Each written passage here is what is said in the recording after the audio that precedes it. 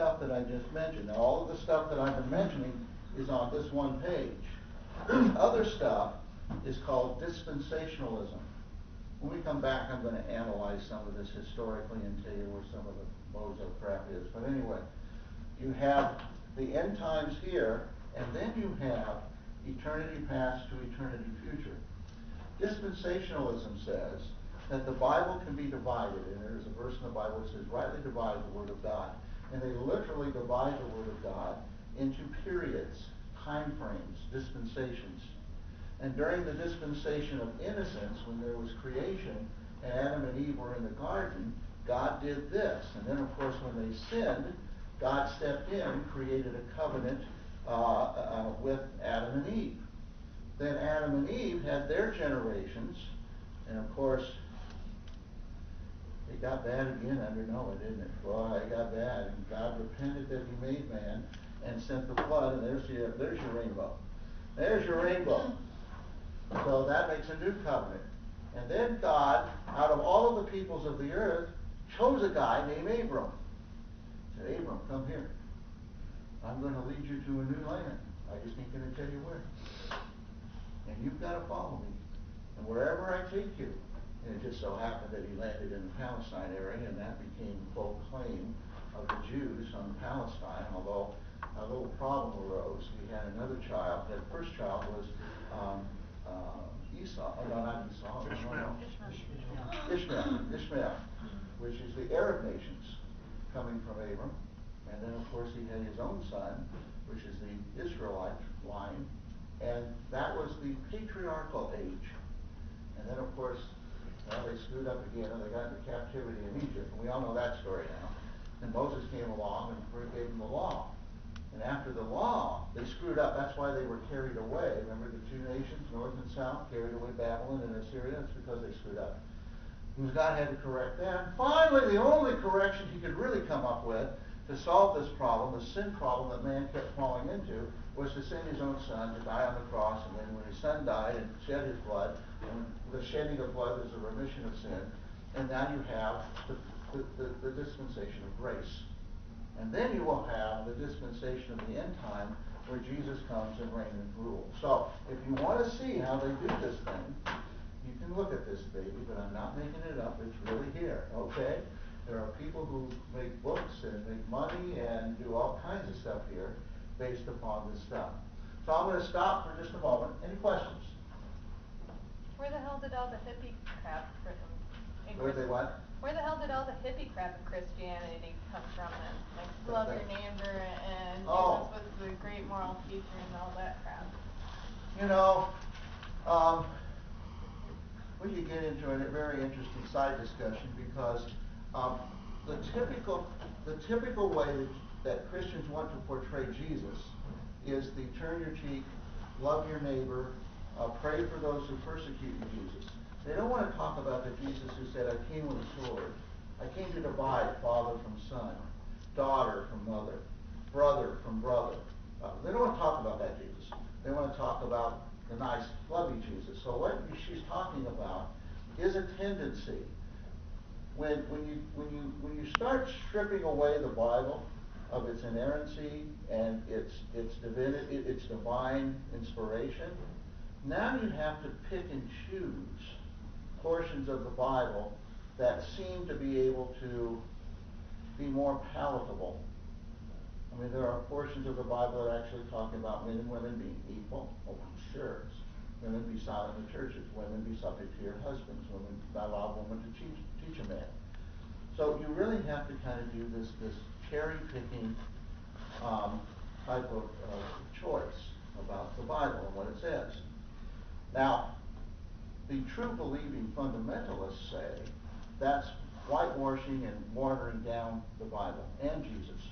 Because they like the Jesus who's coming in power. They like the Jesus who's coming to reign and rule. They like the Jesus who cleaned out the temple.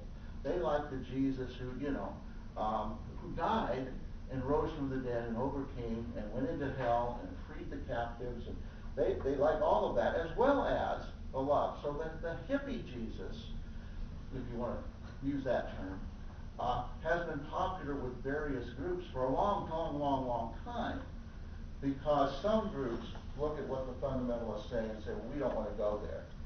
And so they pick out some passages that they think portray Jesus in that way. By the way, I just got been watching Malcolm X again, and it's interesting that they portray it in the movie where he's talking to a minister when he's in prison. And there's these pictures of Jesus being white and very European looking. And he says to the minister, well, Jesus was obviously a Hebrew. And if he was a Hebrew, he was a person of color. And the minister has said in the movie, well, everyone knows that God is white. We tend to make our gods in our image. So if you're a hippie long hair who believe in love, peace, do your own thing, you create Jesus in your own image. And that's what often happens. Any other questions? Yeah? Yeah, I just kind of wondered, I mean, we were talking about these different signs and so forth, and how maybe those were interpreted, say, in the, 1200, 1300, or, prior to 1948, just kind of a little comparison. Yes. Actually, when we come back, I'll amplify that, but I'll give you the short answer, then we'll go into more detail. This idea of premillennialism that I've got up here, basically, you see that coming around in the I'm going to say 1800s. I'll give you the details about how it came to America and how it developed. In the 1800s, this whole concept of the rapture and premillennialism became very popular. Prior to that, remember I said there was the amillennialists? Basically, amillennialism says there's no millennium. Jesus isn't coming back to set up a millennium. The millennium is going to be set up through the church. So when you had the Catholic Church and you had the Council of Nicaea in 325, and you had the 2nd century church fathers, they really took these same Bible verses and they spiritualized them, allegoricalized them, metaphorized them into not a body literal return of Jesus, but actually Jesus ruling through the church, which really had a good effect, because that's one of the ways that the Catholic Church maintained its control from that period of time up to the Protestant Reformation, almost a period of 1,000 years or more, over the kings and over the countries of Europe, and really shaped a great deal of our Western civilization by claiming that they had the ultimate authority of God, of Jesus, and Jesus was reigning and ruling through the church. So we'll come back and deal with that a little bit more too. Any other questions? Yeah. That's almost exactly, in fact, that is exactly what I was taught in the Baptist church, with one exception, that when Jesus raptures people out, the little babies would be taken with him because they're innocent. Oh, okay. Yeah. So they won't die in the car crash or the plane crash. Okay. So God is merciful. God is merciful. And the patience left open on the operating table were obviously sinners and deserve it anyway. Yes. Yeah, exactly. Now, here's an interesting one, because I just listened to Jimmy Swaggart son preach.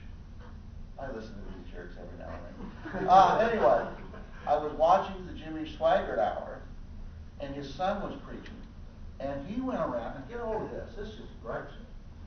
He says, I have children who now have children. I have my little baby grandchildren. The one was just a few months old, and the other was around 2-ish. And he said, they have both been born in sin. Original sin. So that theory has to be questioned, because these babies have been born in sin. They have not yet been washed in the blood. So how do they get saved, and how do they get into the rapture when they're not technically a part of the church, according to other Baptists who maintain that you have to have believer baptism and you have to be baptized as a sign of your salvation and your confirmation that God has done his work of grace in you. So they kind of contradict themselves by saying, okay, we're going to let the babies in. Now, the Catholics were in the same problem many years ago, and they made up the doctrine of purgatory. And they made up purgatory because it was just terrible to think that these little babies, because they hadn't been christened or they hadn't been brought into the church, would die before, and they would go